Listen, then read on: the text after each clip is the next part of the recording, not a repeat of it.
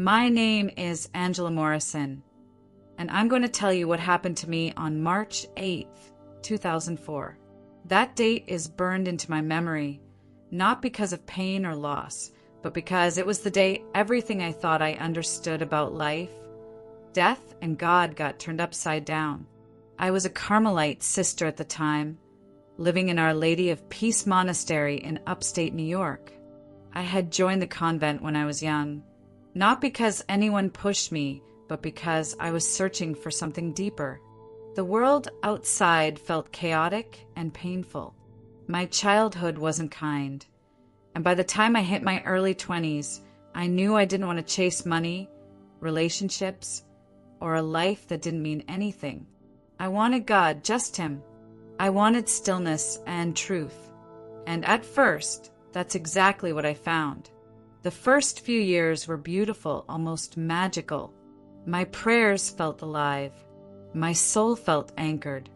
I would wake up in the early hours to pray, and sometimes cry without really knowing why.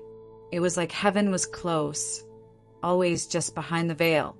I didn't care that I had left everything behind. The silence, the fasting, the routines, they all felt like part of something holy. But the truth is, that feeling doesn't always last forever. Over time, my faith didn't fall apart. It just got quiet. Not the peaceful kind of quiet either. More like a cold, lonely quiet. Like when someone stops talking to you, but still sits in the room. I still prayed every day, still did the work of the convent, cleaning, gardening, teaching catechism to the kids from the village, but inside I was shrinking. I didn't feel the fire anymore. I couldn't hear God like I used to. And even worse, I didn't feel worthy to tell anyone. I was a nun. I had taken vows. I had given up everything for Jesus. How could I say out loud that I didn't feel close to Him anymore? So I buried it. I kept showing up, smiling at the other sisters, answering their questions with gentle encouragement. But in the back of my mind, I was wondering if I had misunderstood my whole calling. I used to feel chosen. Now I just felt empty. Everything changed on a gray morning in March. I remember the way the air felt, still, heavy with the leftover chill of winter. I was in the chapel alone, lighting the altar candles before morning prayer. It was something I had done hundreds of times. Nothing special about that morning, or so I thought. I had just struck the match and lit the last candle when this tightness wrapped around my chest. At first, I thought it might be anxiety, but it was different, sharp, suffocating. My breath caught. I stumbled forward and collapsed right at the foot of the altar. I heard the echo of my body hitting the stone floor. I could vaguely hear the panicked voices of the other sisters as they ran to me. Then silence. Not sleep, not unconsciousness, just silence. But somehow I was still aware, still present, still me. It was like stepping out of my body without even meaning to. When I opened my eyes, I wasn't in the chapel anymore. I wasn't in a hospital either. I was somewhere else. Somewhere I didn't have words for. I was standing in what looked like a vast cathedral, but it wasn't made of stone or glass. It was made of light, not harsh or blinding, but living light. The walls glowed in colors I couldn't even name, and the air was filled with music, but not music like we know it. It was as if the air itself was singing, not in lyrics, but in essence. Every breath I took was full of sound and light and love. And for the first time in years, I felt seen. Deeply, wholly, terrifyingly seen. All the things I had hidden, the doubts, the distance, the moments I prayed without meaning it, they were right there, out in the open. And yet I didn't feel shame. I felt love. Real, holy love. The kind that doesn't look away even when you're broken. The kind that knows you and still chooses you. Then I heard my name. Not through my ears, but deep inside me, like my soul was being spoken to directly. Angela, the voice said. I turned toward the sound, and that's when I saw him. Jesus. Not a vision, not a dream, not the quiet presence I used to imagine during prayer. This was him, real, alive, radiant. His eyes were like nothing I'd ever seen. They weren't just eyes. They were galaxies, flames, oceans. They held mercy and power, joy and sorrow. And when he looked at me, I didn't feel afraid. I felt like a child, small, known and utterly safe. He stepped toward me and reached out his hand. "Come," he said gently. "There is more I want to show you." I didn't hesitate. I took his hand, and in that moment, something happened. Every part of me that had gone numb began to feel again. The years of spiritual silence, the guilt, the distance, they rose to the surface like shadows, and then they were gone, burned away by the purity that came from his touch. He didn't need to say a word. I knew. I was forgiven. I was clean. I was his. The moment I took his hand, it felt like time no longer mattered. We moved, not walked, but moved in a way that didn't make sense to my human mind. It was as if I blinked and suddenly we were somewhere else entirely. The space around us shifted, and Jesus stood beside me, calm, resolute, as if this place was just as familiar to him as my chapel back home was to me. And then I saw it, heaven, not as a place I had read about in books or imagined during prayer, but real and vast and alive. It didn't look like clouds or golden gates. It looked like a city where everything pulsed with worship. The streets didn't shine, they radiated. Structures of light and praise rose up like towers, but they weren't made with bricks or wood. They were made with sound, with joy, with presence. I saw beings, angels, though that word doesn't come close to describing them. So mighty, yet so peaceful, surrounding a center point that drew every eye and every heartbeat, the throne. It wasn't just a place of leadership. It was the source. The power flowing from it felt like fire and wind and stillness all at once. It was terrifying in its beauty, not because it threatened me, but because I could barely comprehend it. I couldn't even lift my eyes fully. My knees gave out and I dropped to the ground, trembling. The holiness in that place was so thick, so pure. It made every part of me aware that I was nothing without him. Jesus rested his hand on my shoulder, and it was like a wave of strength moved through me. Not strength to stand in pride, but strength to stay in awe. He didn't say much as we stood there. He let me take it in. He knew I needed to. And then, without a word, the scene changed. The brightness softened. The music faded. We moved again, and suddenly we were somewhere else entirely. This new place wasn't heaven.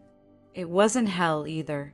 It felt like a waiting place, like a hallway between two eternal doors. And there were people there, souls I knew instinctively. So many of them. They weren't screaming. They weren't joyful either. They were quiet, reflective, broken in ways that went beyond human emotion. I could feel their sorrow, like a thick fog around us. Jesus turned to me and said, "This is where many wait, not out of punishment, but preparation." I looked around and saw faces, some familiar in spirit, others completely foreign.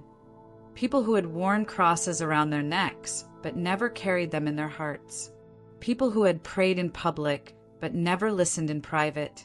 People who had believed in God with their minds, but not their lives. And I saw others, those who had never known his name, but had longed for truth their whole lives. I realized this place wasn't about judgment, it was about mercy, about clarity. These people were seeing themselves clearly, maybe for the first time ever. And I started to cry, not just for them, but for myself, because I had lived on the edge of that line for a long time. I had lived religiously. I had served faithfully. But had I truly known him? Had I truly sought him for who he is, not just what he offers. Jesus stood next to me, silent but present, letting the truth sink in. And then he spoke again. Many pass from life to death thinking they are safe, but their hearts were far from me. The weight of those words crushed me. I thought about the world I had left behind, the people I had met, the ones who smiled in pews but never opened their Bibles, the ones who avoided the uncomfortable parts of God and replaced him with convenience. And then, almost without transition, we moved again. And this time, I felt it before I even saw it. Cold. Not like the chill of winter air, but a spiritual cold that wrapped around my spine and crept into my chest. We had entered a place of absence. I could barely breathe. This was the place I had feared my whole life but never truly understood. Not fire, not torture, just emptiness, darkness, so thick it felt alive. And the absence, the absence of God was the most painful part. Souls drifted here, not wailing but whispering. I could hear them. I didn't know he was real. I thought I had more time. Why didn't someone tell me? Their voices echoed like broken records in the dark. They weren't screaming out for release. They were echoing regret. They were trapped not by chains but by their choices. And in that place, Jesus wept. I will never forget the sound of his weeping. It wasn't theatrical. It wasn't loud. It was deep from the core of him. I died for them too, he said through tears. But love cannot force itself. Each soul must choose. I was undone. How many people had I passed by in my life? How many had I seen and thought, that's not my responsibility, when their souls were crying out for something real? In that moment, I realized this wasn't just a vision. This was a commissioning. He was showing me these things for a reason. I didn't want to leave that place, not because it was beautiful, but because it was true. There was something raw and honest about what Jesus had shown me. I had spent most of my life surrounded by religion, by tradition, by structure, and silence. But now I was standing in the middle of eternity, and all of it, the rituals, the routines, the habits, none of it mattered without relationship. I had loved the idea of God. I had served in his name. But had I loved him with my whole heart? Had I let him into the places I kept hidden, even from myself? These questions crushed me. And yet, Jesus never turned away. He never scolded me. He didn't shame me.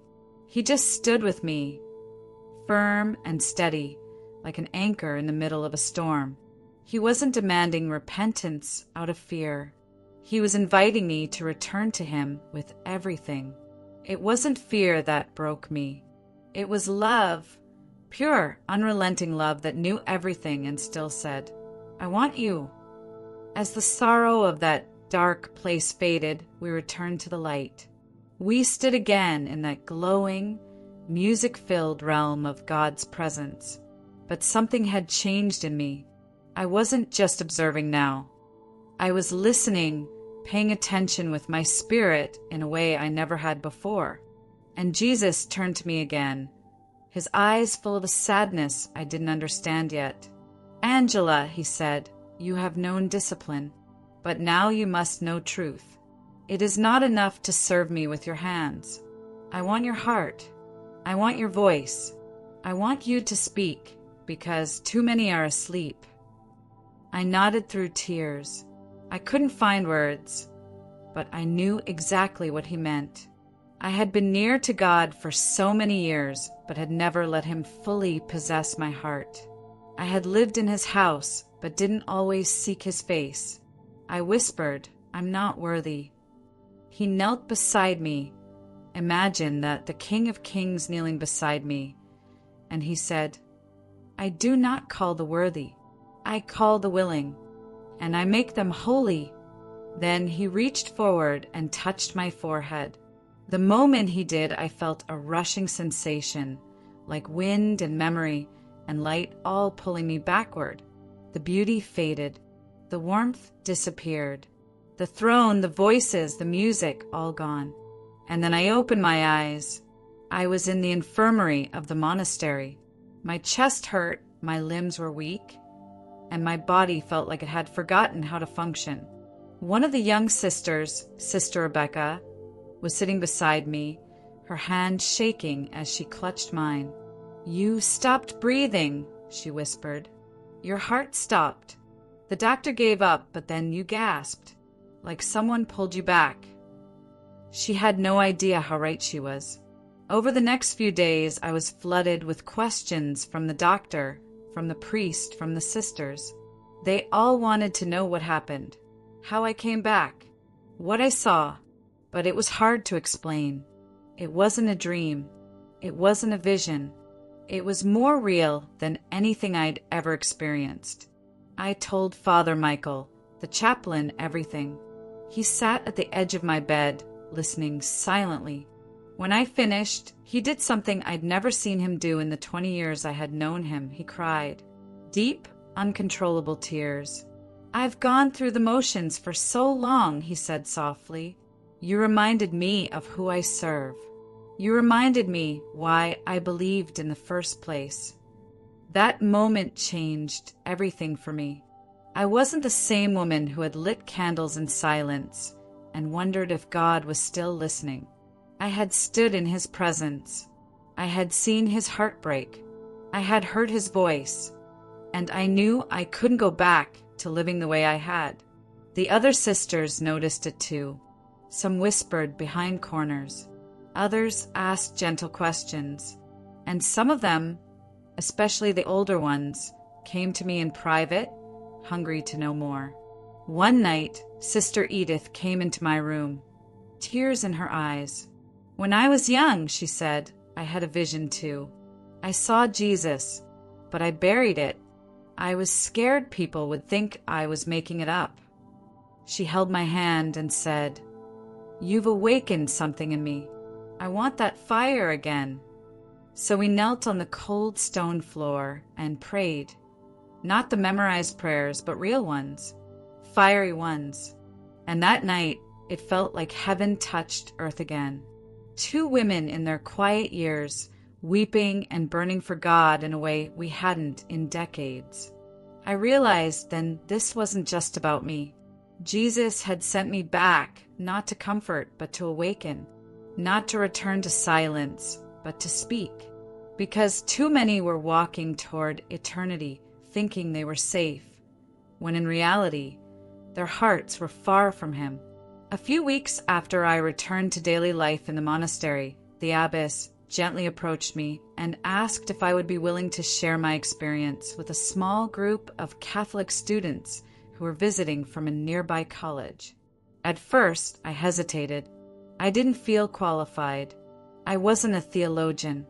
I wasn't eloquent or dramatic. I was just a woman who had seen something sacred, something too big for words. But then I remembered what Jesus said to me.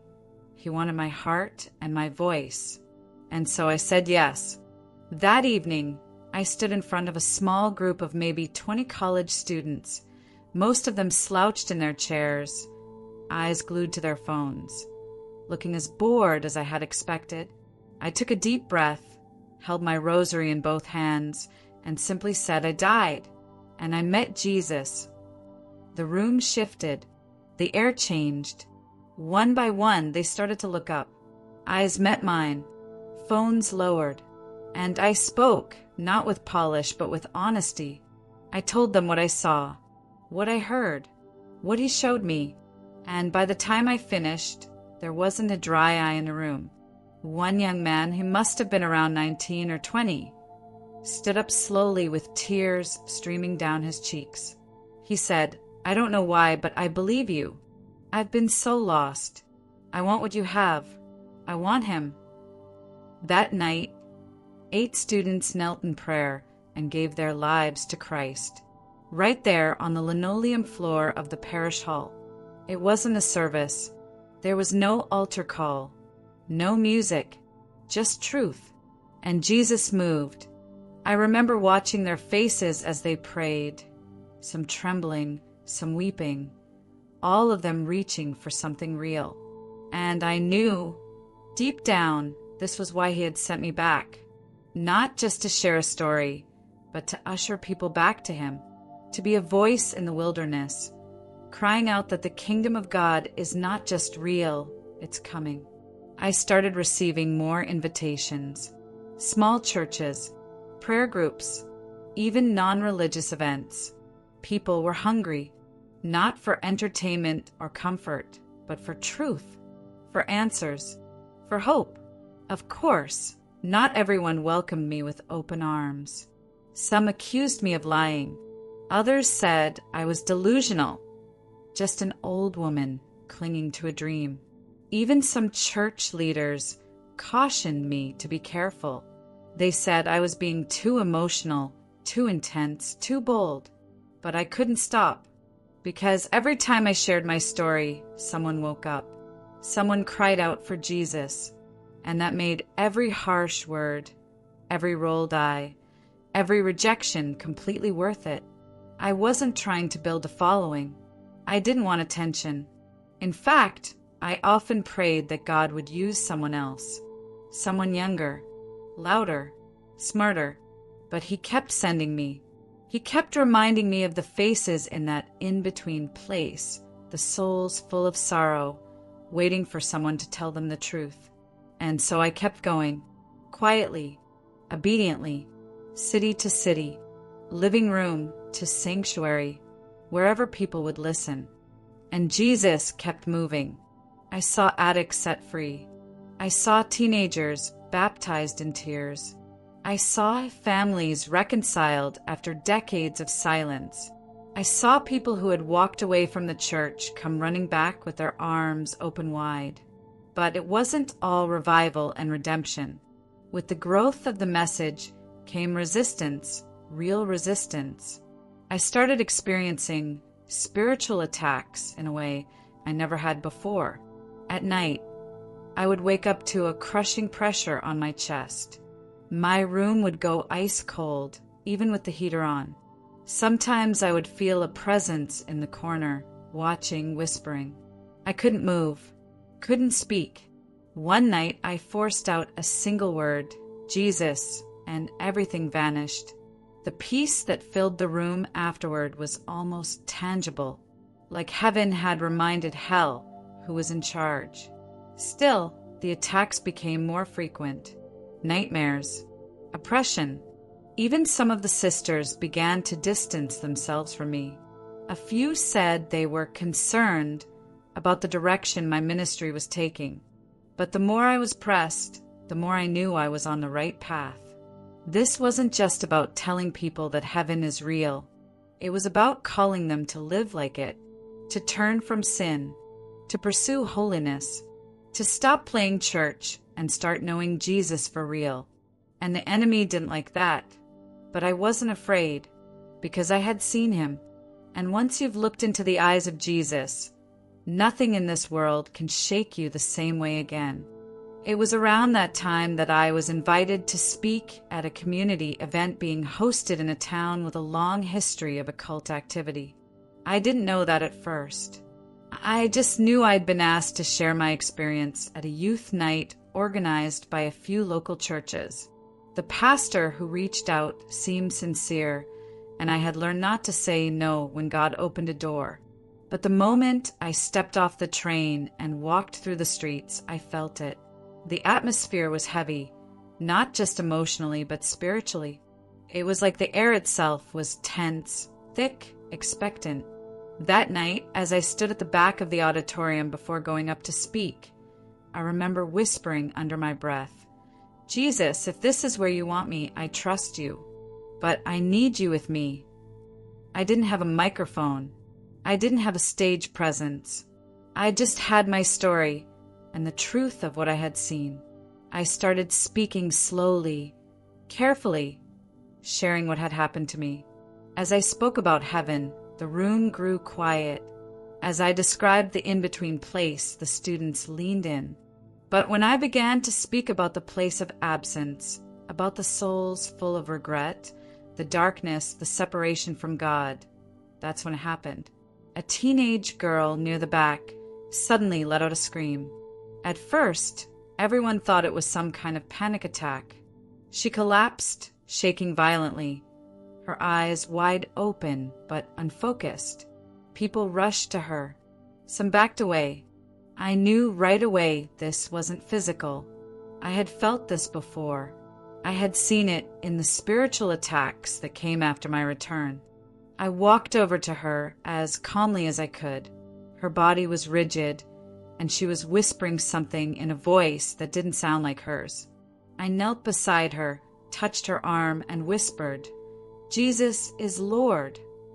Her entire body jerked. I said it again, this time louder, more boldly, "Jesus Christ is Lord." She let out a scream, deep and primal, like something was being torn out of her. And then, just as suddenly as it began, she went still. Her eyes fluttered. She began to cry, really cry, deep, soul-shaking sobs. And then she whispered, "He saved me." She didn't even know what had happened, but I did. That night wasn't about me. It wasn't about storytelling. That night, Jesus broke through darkness and claimed a soul back from the edge. After that moment, everything became clear.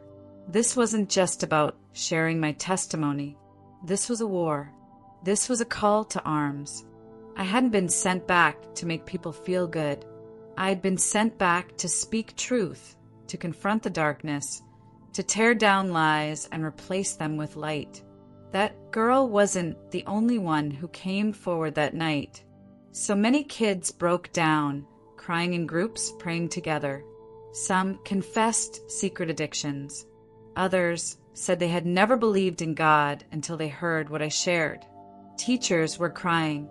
Parents came forward afterward and told me they hadn't seen a move of God like that in years. I was overwhelmed, not by the attention, but by the responsibility.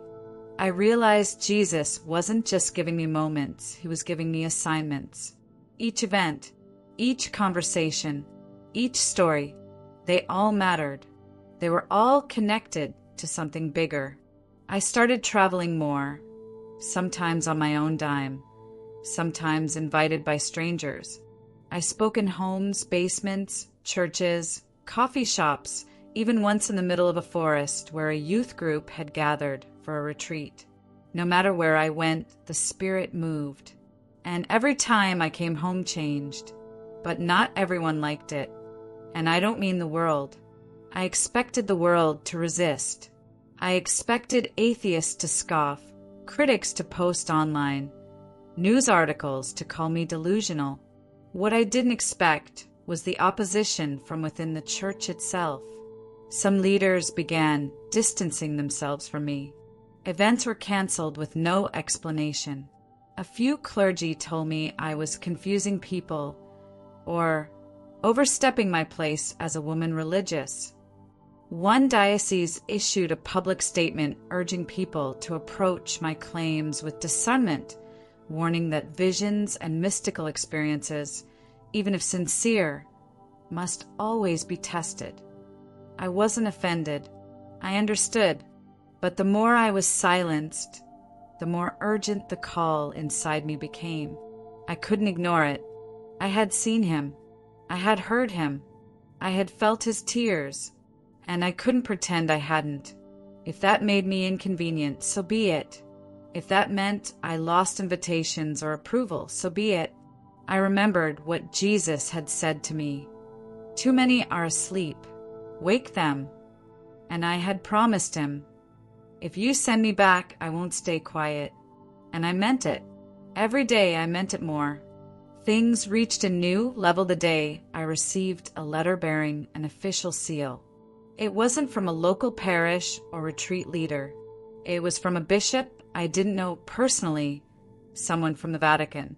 My hands trembled as I opened it. The letter was formal, but the message was clear. They had heard about my testimony, about the events surrounding it, and they wanted to meet with me. In Rome, privately, I stared at the paper for what felt like hours. Part of me was anxious. Was this a warning? A silencing attempt? But another part of me felt peace. I had prayed again and again, Lord, I will go where you send me. And now he was sending me into the heart of the church. So I packed a small bag, tucked my worn rosary into my coat pocket, and boarded the plane. When I arrived in Rome, I didn't tour the city or visit the sights. I went straight to the address they gave me, a quiet building not far from Vatican City. I was met at the door by a priest in plain clothes who didn't offer many words. He simply nodded and led me down a long corridor, through a door that opened into a room I will never forget.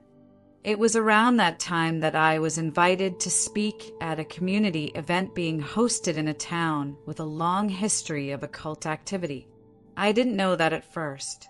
I just knew I'd been asked to share my experience at a youth night organized by a few local churches. The pastor who reached out seemed sincere, and I had learned not to say no when God opened a door. But the moment I stepped off the train and walked through the streets, I felt it. The atmosphere was heavy, not just emotionally, but spiritually. It was like the air itself was tense, thick, expectant. That night, as I stood at the back of the auditorium before going up to speak, I remember whispering under my breath, Jesus, if this is where you want me, I trust you, but I need you with me. I didn't have a microphone. I didn't have a stage presence. I just had my story and the truth of what I had seen. I started speaking slowly, carefully, sharing what had happened to me. As I spoke about heaven, the room grew quiet. As I described the in-between place, the students leaned in. But when I began to speak about the place of absence, about the souls full of regret, the darkness, the separation from God, that's when it happened. A teenage girl near the back suddenly let out a scream. At first, everyone thought it was some kind of panic attack.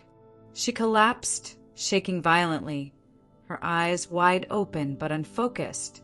People rushed to her. Some backed away. I knew right away this wasn't physical. I had felt this before. I had seen it in the spiritual attacks that came after my return. I walked over to her as calmly as I could. Her body was rigid, and she was whispering something in a voice that didn't sound like hers. I knelt beside her, touched her arm, and whispered, Jesus is Lord. Her entire body jerked. I said it again, this time louder, more boldly. Jesus Christ is Lord. She let out a scream, deep and primal, like something was being torn out of her. And then, just as suddenly as it began, she went still. Her eyes fluttered. She began to cry, really cry, deep, soul-shaking sobs. And then she whispered, He saved me. She didn't even know what had happened. But I did. That night wasn't about me. It wasn't about storytelling. That night, Jesus broke through darkness and claimed a soul back from the edge. After that moment, everything became clear. This wasn't just about sharing my testimony. This was a war. This was a call to arms. I hadn't been sent back to make people feel good. I had been sent back to speak truth, to confront the darkness, to tear down lies and replace them with light. That girl wasn't the only one who came forward that night. So many kids broke down, crying in groups, praying together. Some confessed secret addictions. Others said they had never believed in God until they heard what I shared. Teachers were crying. Parents came forward afterward and told me they hadn't seen a move of God like that in years. I was overwhelmed, not by the attention, but by the responsibility. I realized Jesus wasn't just giving me moments. He was giving me assignments. Each event, each conversation, each story, they all mattered. They were all connected to something bigger. I started traveling more, sometimes on my own dime, sometimes invited by strangers.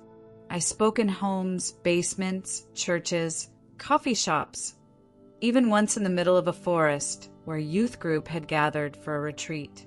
No matter where I went, the spirit moved. And every time I came home changed. But not everyone liked it. And I don't mean the world. I expected the world to resist. I expected atheists to scoff, critics to post online, news articles to call me delusional. What I didn't expect was the opposition from within the church itself. Some leaders began distancing themselves from me. Events were canceled with no explanation. A few clergy told me I was confusing people or overstepping my place as a woman religious. One diocese issued a public statement urging people to approach my claims with discernment, warning that visions and mystical experiences, even if sincere, must always be tested. I wasn't offended. I understood. But the more I was silenced, the more urgent the call inside me became. I couldn't ignore it. I had seen him. I had heard him. I had felt his tears. And I couldn't pretend I hadn't. If that made me inconvenient, so be it. If that meant I lost invitations or approval, so be it. I remembered what Jesus had said to me. Too many are asleep. Wake them. And I had promised him, if you send me back, I won't stay quiet. And I meant it. Every day I meant it more. Things reached a new level the day I received a letter bearing an official seal. It wasn't from a local parish or retreat leader. It was from a bishop I didn't know personally, someone from the Vatican. My hands trembled as I opened it. The letter was formal, but the message was clear. They had heard about my testimony, about the events surrounding it, and they wanted to meet with me. In Rome, privately, I stared at the paper for what felt like hours. Part of me was anxious. Was this a warning? A silencing attempt? But another part of me felt peace. I had prayed again and again, Lord, I will go where you send me. And now he was sending me into the heart of the church. So I packed a small bag, tucked my worn rosary into my coat pocket, and boarded the plane. When I arrived in Rome, I didn't tour the city or visit the sites. I went straight to the address they gave me, a quiet building not far from Vatican City. I was met at the door by a priest in plain clothes who didn't offer many words. He simply nodded and led me down a long corridor, through a door that opened into a room I will never forget. It wasn't grand or ornate. In fact, it was surprisingly bare. A wooden table, 5 chairs, and on the far side, seated in silence, were 3 bishops and 2 theologians. They didn't look angry, just guarded, cautious, as if they were trying to figure out what to make of me. One of them motioned for me to sit. For a long moment, no one said anything. Then the eldest bishop leaned forward, his voice slow and deliberate. Sister Angela, do you understand why you've been called here? I nodded. Yes, I said, because of what I've been saying. He corrected me, because of what you've been claiming. There was something heavy in the air, not threatening, but spiritual. I could feel a resistance, not just from the men in the room, but something unseen, like a war being fought just beyond the veil of what we could all perceive. I felt the weight of that moment, and I knew I had a choice. I could soften my words, dilute the truth, make it easier to digest, or I could tell them exactly what I saw, what I heard, what Jesus showed me. So I took a deep breath, looked not at them, but at the crucifix on the wall behind them, and I began to speak. I told them everything. The moment I collapsed in the chapel, the cathedral of light, the hand of Jesus, the throne room, the souls waiting in sorrow, the place of separation, his tears, his words. I died for them too. I didn't add to it. I didn't dramatize it. I just told it the way it happened. When I finished, I looked up, expecting silence or questions. What I didn't expect was to see tears. One of the bishops, stoic, unreadable the entire time, stood up slowly, his hands shaking. "I saw him too," he whispered. The room went still. "Years ago, before I was ordained. In a dream he appeared to me, eyes like fire. He called me to holiness, and I buried it. I buried it under doctrine and duty and deadlines." He sat back down, his eyes red, his mouth trembling. Another priest lowered his head, visibly moved. They didn't endorse me. They didn't issue a statement, but they didn't silence me either. They blessed me, quietly, unofficially. They told me I could continue. I left that building without applause, without fanfare, but with peace, and a deeper sense that God was orchestrating something far bigger than I had imagined. In the months that followed, the letters started pouring in, not from cardinals or bishops, but from ordinary people, teens, single mothers, former atheists, ex-priests, people who had read about my testimony online or heard me speak at a tiny parish or caught a shaky recording someone posted on a forum. The messages were heartbreaking and beautiful. "I was suicidal, but after hearing your story, I cried out to Jesus and he met me. I've been running from God for 20 years, but something about your words hit me like lightning. I had a dream just like yours when I was a child and I thought I was crazy. Now I know it was him. These weren't fans. They weren't followers. They were the very people I saw in the in-between place, the ones Jesus was waiting for. And I realized then that my mission had only just begun, that this wasn't about revivals or YouTube views. This was about eternity, real souls, real decisions, real destinies. And I would go anywhere, say anything, lose everything if even one more person would look up and say, "Jesus, I believe you're real. I want to know you." In the weeks following my return from Rome, something inside me shifted permanently. I could no longer settle into the rhythm of quiet convent life, not because I had lost my reverence for silence, but because I had been shown something that made silence feel like disobedience. I had seen eternity. I had heard the cries of the lost. I had witnessed the weeping of Jesus himself. I knew I couldn't sit still anymore while people around the world were perishing in comfort, unaware of the eternal reality waiting beyond their last breath. So I began to travel, quietly at first. I visited places that didn't look like revival grounds, small town halls, abandoned churches, basements filled with folding chairs. There was no marketing, no banners, just people gathering, unsure of what to expect. But the hunger I encountered in those rooms, it was holy. People weren't coming to be entertained. They were desperate for truth. They were tired of shallow sermons and surface-level faith. They wanted to know, is he real? Is heaven real? Does God still speak? And in those places, those plain, forgotten rooms, I watched miracles unfold. I remember one evening in a small farming town in Iowa. I was speaking to maybe 50 people in a dusty old church that hadn't held more than a dozen in years. As I shared my story, I could feel the presence of God settle over the room like a blanket. An elderly man sitting in the front row, who hadn't spoken a word the entire time, suddenly stood up and began to weep. Through his tears, he said, "I was a pastor once. I lost my faith after my wife died. I stopped believing, but tonight I felt him again. I want to come back." The whole room fell into a hush. It wasn't hype. It wasn't emotionalism. It was heaven touching earth. We knelt around him and prayed, and the Spirit of God moved through that room like fire.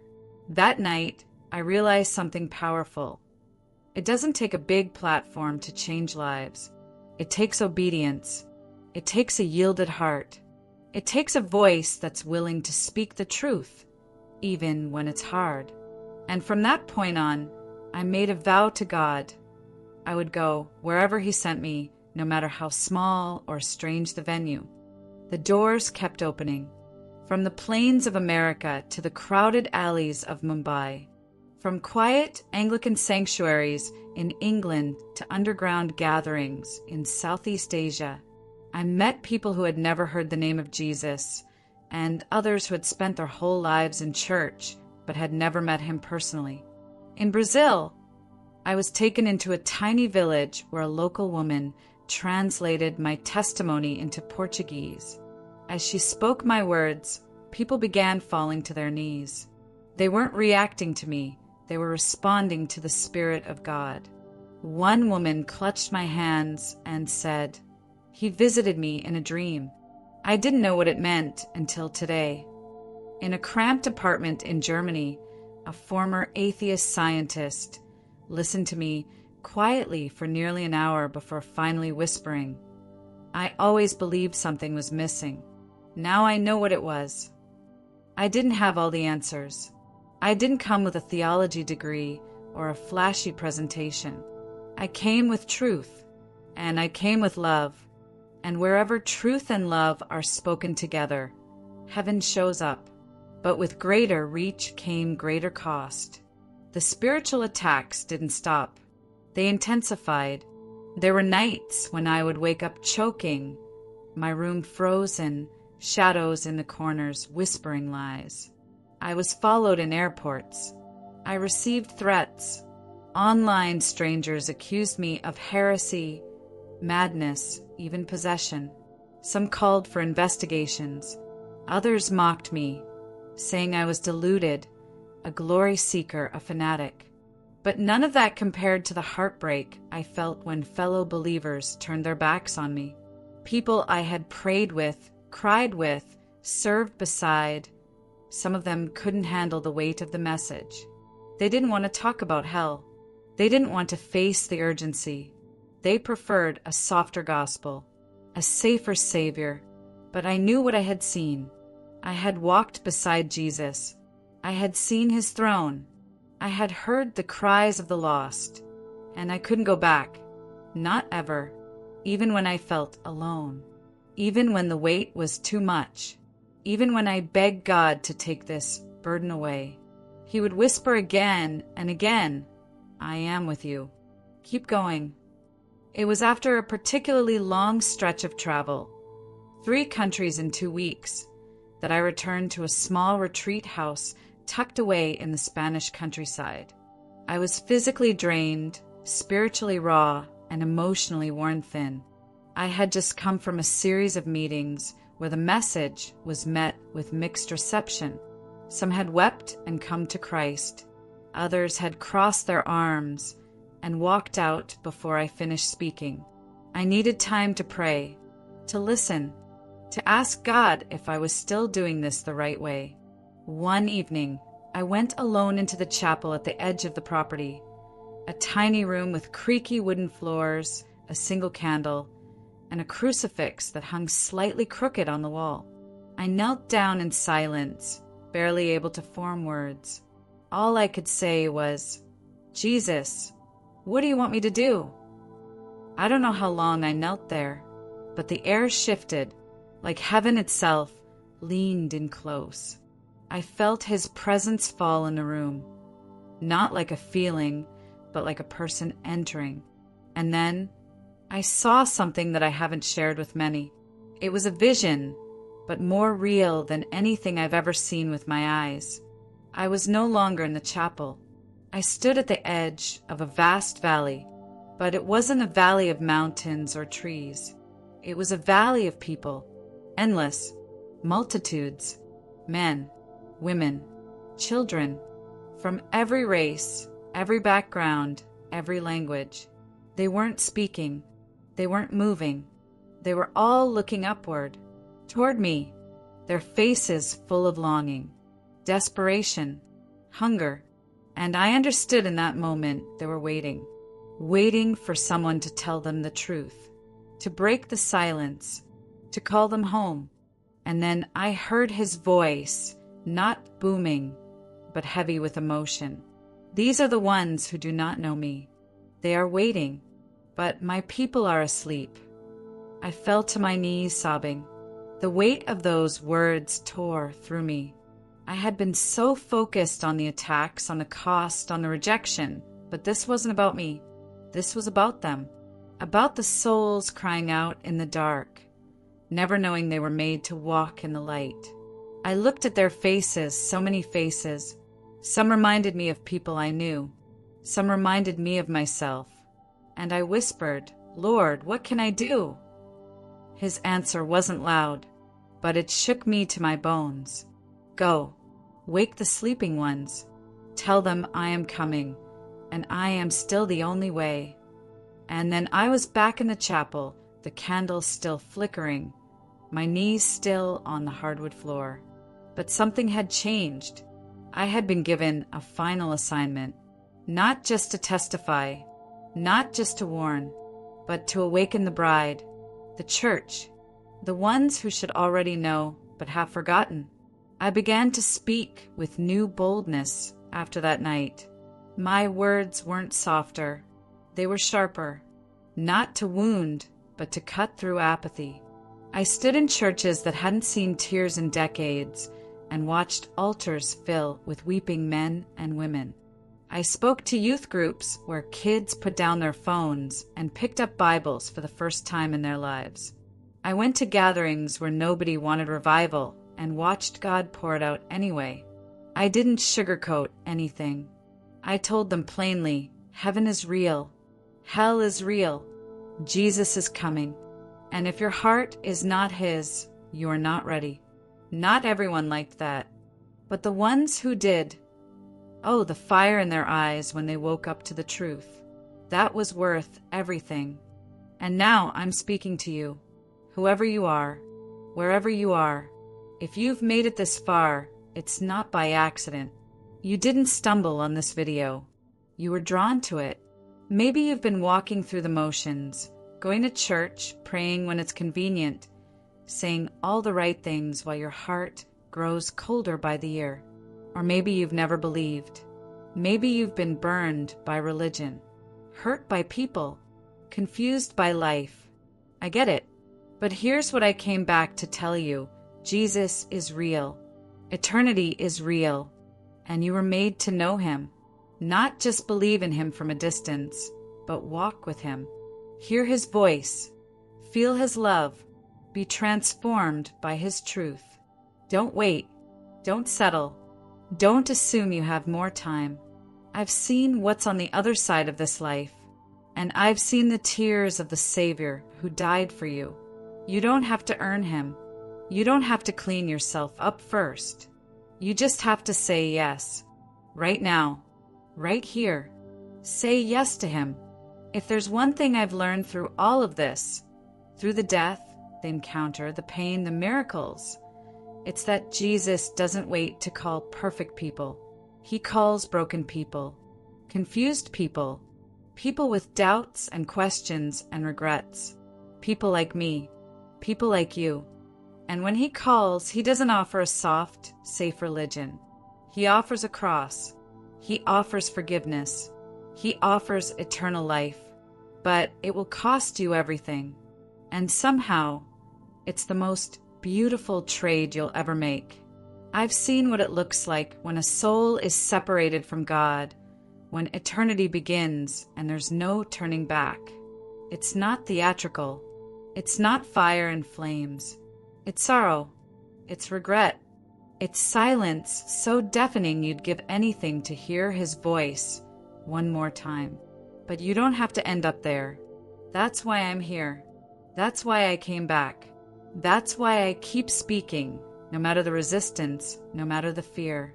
Because someone out there, maybe it's you, needs to be told that it's not too late, that Jesus still loves you, that He's still knocking on the door of your heart.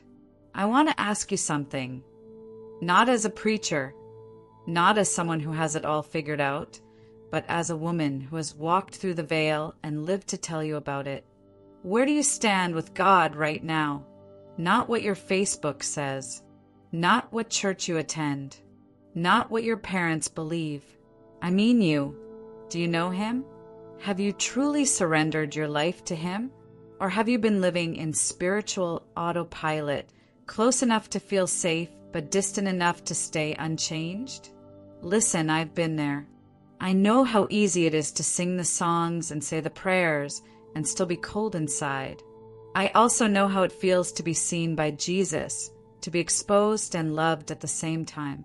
That moment changed everything for me, and it can change everything for you too.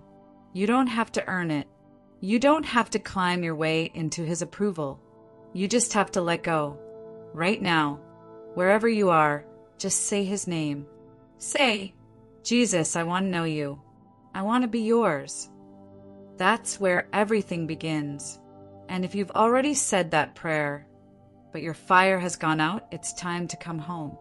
It's time to let Him breathe life back into your spirit. I've seen too many believers sleepwalk their way toward eternity. They serve without intimacy. They speak about Him, but they don't walk with Him. And when the time comes, they're not ready. Don't let that be your story. Let your testimony begin now, right here. Say, Jesus, wake me up. Shake me if you have to.